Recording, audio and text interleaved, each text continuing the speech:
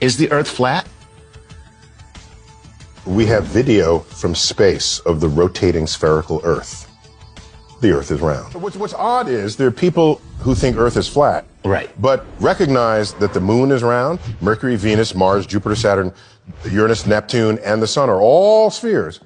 But Earth is flat. In Columbus's day, there was surely a flat Earth contingent. Okay? Yes.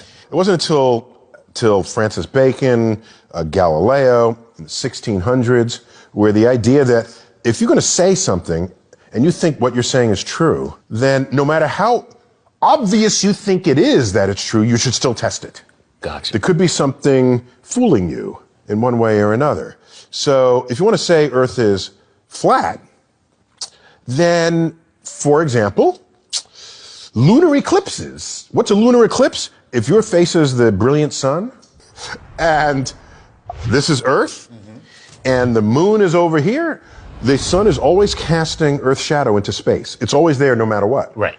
Obviously, okay? It's just a shadow. It's a shadow. The moon It's just occasionally... a shadow shining on blackness. Yeah, a shadow in darkness. A shadow in darkness. So the moon occasionally passes through that shadow.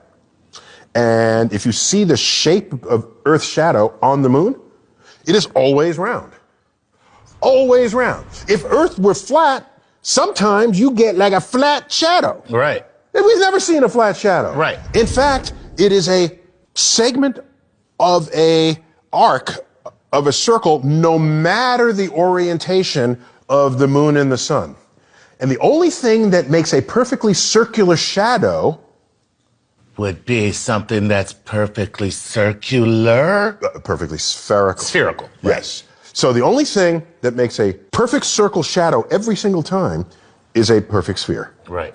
Okay? No matter what angle you shine. Whereas a disc, it would only make a perfect circle if you lined it that way. Right. And so then you have to look at the face of the disc in order to get the circle. The circle. If any other angle, you get other you get shapes. something of another The Greeks knew this. Right. All the lunar eclipses they said, oh my gosh, we must be in a round Earth. This is thousands of years. Before 2,000 Columbus. years before Columbus. Exactly. Right. So now if the Earth is round, how big is Earth?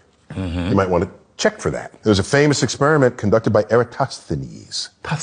Eratosthenes. And the two cities in the old world, and one of them, they knew that at 12 noon on a particular day of the year, that the sun was directly overhead and you could see the bottom of a well. Oh, okay. You don't run around looking at the bottoms of wells. No. Because the light doesn't take, it's just, no. Doesn't get down there. Doesn't get down there. How can we use this observation to see if Earth's surface is curved?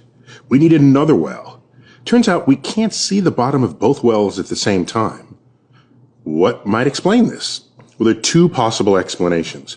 First, we could have a flat Earth with the sun that's small and close by, so that the light hits the second well at an angle.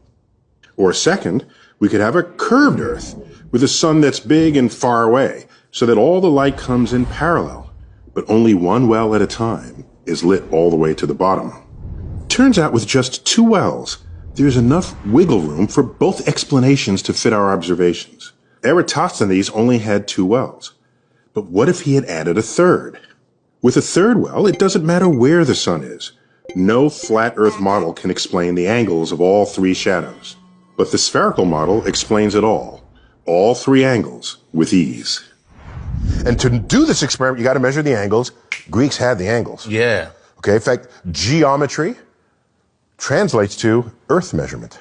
So one last thing, which should be obvious. Okay.